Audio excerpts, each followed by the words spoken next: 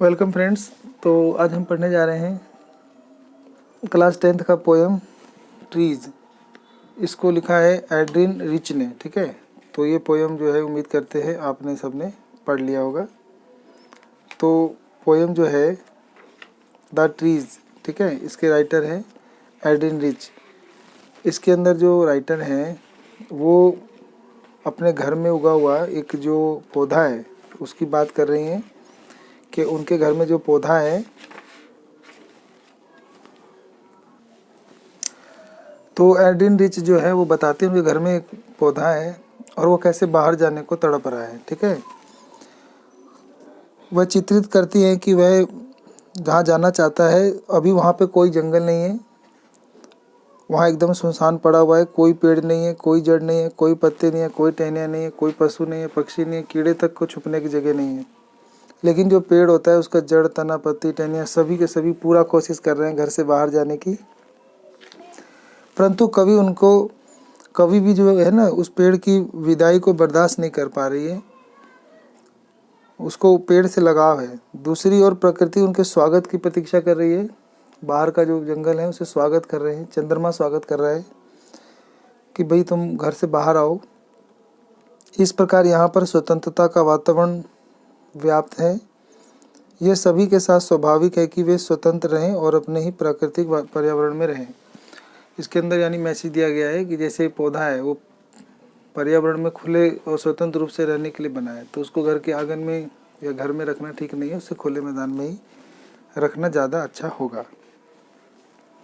तो कवि के घर में एक पेड़ है जो बाहर जंगल की ओर जाना चाहता है और कवि जो है उसको बर्दाश्त नहीं कर पा रहा है जाने को। लेकिन वो देखती है कवि के रात भर जो पेड़ है अपने काम में व्यस्त हैं। वृक्षों की जड़ें बरामदे के फर्श की दरारों से बाहर निकलने की कोशिश कर रही हैं। पत्ते और टहनियाँ हिल रही हैं, वो शीशे को तोड़कर बाहर निकलने की कोशिश कर रही हैं। कवि टहनियों की प्रसन्नता और बाहर आने की कोशिश की तुलना करता है कि कवि के घर की छत के नीचे हैं वे इस प्रकार खुश हैं जिस प्रकार बीमार को अस्पताल से छुट्टी मिल गई हो। वे अपने घर को जाने की तैयारी में खुश हैं। कवि की फिर उदासी के बारे में बताया गया है कि वृक्षों के उसके घर से जाने के कारण कवि बहुत उदास हो रहा है। उनकी विदाई वह अपने पत्रों में भी नहीं लिख पा रहा है। रात को भी चंद्रमा अपनी चांदनी भरी रोशनी में उसका स्वागत कर रहा है। कवि पत्तों तथा काई की महक और धीमी आवाज़ को सुन पा रहा है।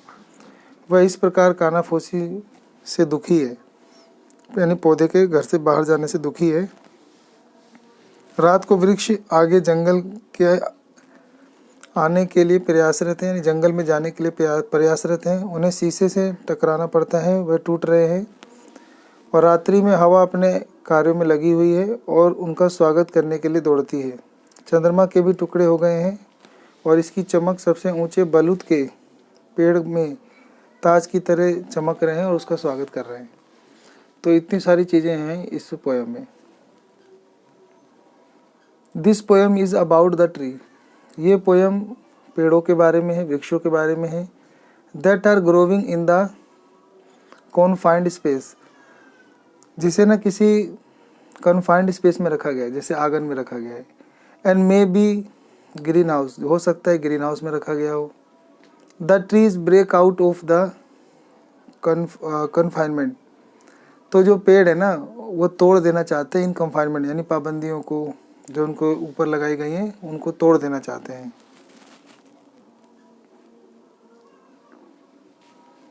And starts moving towards the forest, और वो जंगल की ओर जाने की बढ़ने की कोशिश में लगे हुए हैं। The forest which has been without tree till now is soon filled with the sound of trees and birds. कह रहे वो जंगल जो अभी बिना पेड़ों के है वो जल्दी ही पेड़ों से और पक्षियों से भर जाएगा और उनकी आवाज़ों से भर जाएगा। This is a symbolic depiction of the state today, with real forest disappearing and plants are being growing in artificial structures ostensible by the sake of greenery। ये सिंबल है और ये चित्र को प्रस्तुत करता है आज की स्थितियों की, कि आज के जंगल भी वास्तव में ऐसे गायब हो रहे हैं और पेड़ पौधों को सजावटी चीज़ समझ के लोग अपने घर में सजाए जा रहे हैं हरियाली के लिए, बल्कि वास्तविक हरियाली जो है वो जंगल में ही है। पेड़ पौधों का आज़ाद रहना, खुश रहने में ही ज़्यादा खुशी है। तो पेड़ पौधों को उनका प्राकृतिक वातावरण ही बहुत पसंद है। उनको इस आर्टिफिशियल तरीके से शीशे में बंद करके घर में रखना उनको पसंद नहीं है। ठीक है, यही बताना चाहती हैं। धन्यवाद। अच्छा सॉरी, कुछ और जैसे वर्ड मीनिंग भी बता देते हैं। जैसे इनसाइड माने अंदर, एम्पटी माने खाली, हाइड माने छिपाना, नो सन बरी इट्स यानी it's fit in the shadow, no sun bury it's fit in the shadow यानी आराम तथा दिखाई ना देना, यानी आराम ना करना। पेड़ पौधे बिल्कुल आराम नहीं करते, इसी को बताया गया है। The sun bury it's fit in shadow. Roots माने होती हैं जड़ें, डिसिंगेज माने होता है अलग करना, क्रैक्स माने होता है दरारें, स्ट्रेन माने होता है कोशिश करना, STRAIN, स्ट्रेन माने कोशिश करना। टूवर्ड्स माने होता है समीप या आगे की ओर, ट्विक्स माने टहनियाँ, स्टिफ माने सख्त, एक्सर्शन माने होता है थकावट, EXERTION एक्सर्शन माने होता है थकावट।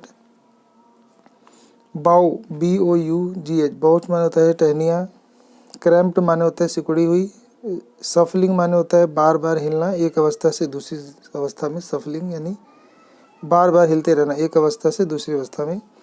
डिस्चार्ज माने छुट्टी दे देना, हाफ डेज माने आधी नींद में भागना, स्केर्सली माने कठिनता से, मेंशन माने उल्लेख करना, लाइकेन मतलब एक काई नाम का पौधा होता है, विस्पर माने फुसफुसाना, स्टम्बलिंग माने आगे बढ़ना, स्टम्बलिंग माने आगे बढ़ना, स्टम्बलिंग माने आगे बढ़ना। पेशेंट माने वही पता है बीमार आदमी, स्मेल माने महक, लिसन माने सुनना, मूविंग माने चलना, साइलेंट माने शांत, अंडर माने नीचे, क्लिनिक माने एक छोटा सा अस्पताल, फ्लैश माने चमकना, टोलेस्ट माने सबसे ऊंचा और ओक माने बलूत का पेड़। ठीक है।